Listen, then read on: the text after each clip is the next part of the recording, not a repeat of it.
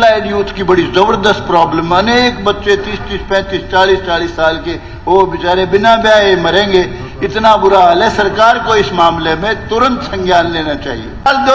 जल्दी निकालो, ये सरकार थारी जाने वाली, फिर क्या कर लोगे? फिर कुछ नहीं बनना भाई। इस किस्म खरीफ फसल को की बड़ी तबाही हुई थी। गुलाबी जो सुंडी है उसने तबाह कर दिया था सारा इलाका, और लोगों ने तहसील के ताला लगा दिया था। सब तहसील है वहाँ, और ये हमारे मंत्री भेजे होंगे मेरा ख्याल दुष्यंत ने कि भाई जाके उनको कह आओ मुआवजा दिला दे। तो 15 करोड़ 44 लाख रुपया वहाँ मुआवजे के तौर पर भेजा था, लेकिन 7 करोड़ ही बांटा गया। बाकी जिन्होंने बीमा करा रखा था उनको बेचारों को पैसा नहीं मिला। इसी तरह से 22 में बहुत तबाही हुई थी, 22 में भी उसका कुछ नहीं मिला।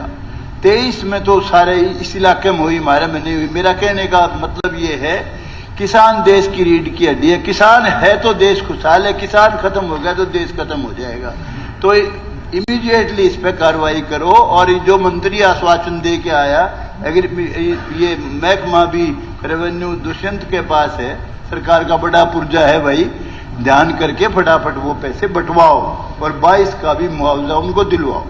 दूसरा, तलवंडी राणा, ये सरदार पटेल के वंशज कहते हैं अपने आप को, उन्हीं को अपना सब कुछ मानते हैं। उस गांव के साथ इतना बड़ा अन्याय हो रहा है। 5 किलोमीटर सिर्फ सड़क बननी थी, 2.5 किलोमीटर का तो दुष्यंत ने वो फित्ता भी काटाया।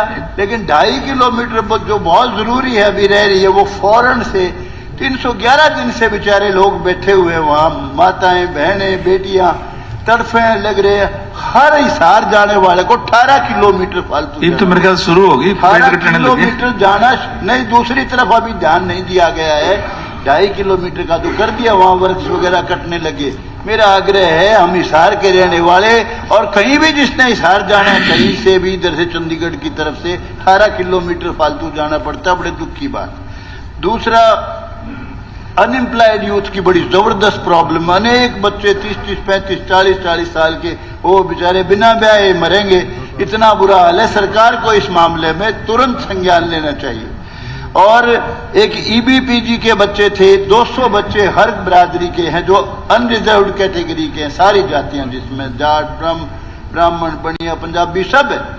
सर 2015 से बेचारे तड़फते फिर रहे हैं, उनको रोजगार नहीं दे रही सरकार, ठीक से पैरवी नहीं की गई कोर्ट में भी, और उनका बहुत बुरा हाल है। तो सरकार, इनका बहुत बड़ा योगदान है सरकार बनाने में, तुरंत ध्यान देना चाहिए। सरकार आंख मूंद के बैठी हुई है। इसके अलावा ये बेचारे छोटा छोटा मिट्टी का काम करते हैं, 14,000 में 1 किला खरीदते हैं।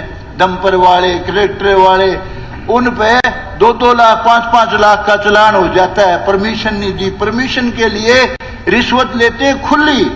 45 दिन कहते हैं हमारे पास है भाई, अभी तो तेरा महीना ही हुआ है।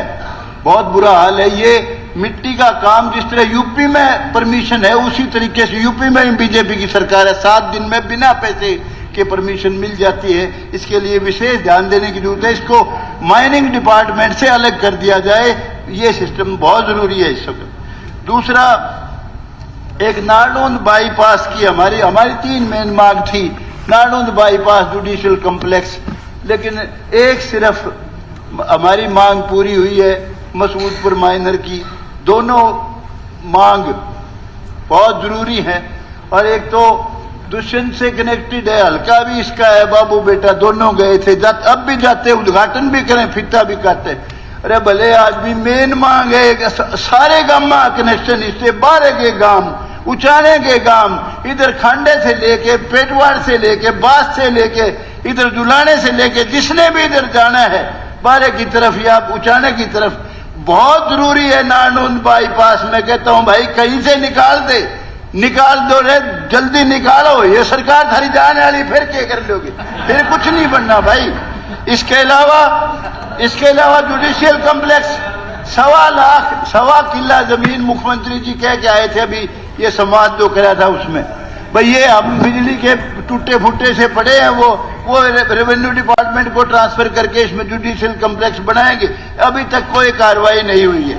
उसके अलावा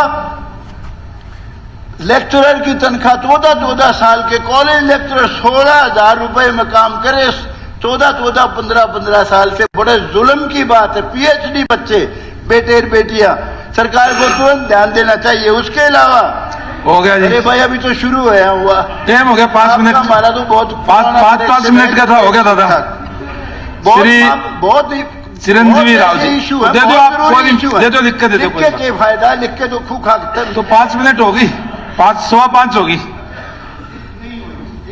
5:15 होगी जी।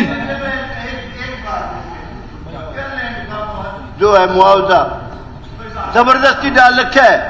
सेक्टर 24 पर, इसमें पंचकूला, दूसरे सेक्टरों पे मुख्यमंत्री जी ने लिख के वायदा कराया, मुंह जबानी वायदा करा। पिछले दिनों कहने लगे मैं कहना नहीं चाहता है सदन, नवंबर में फारिग कर दूंगा।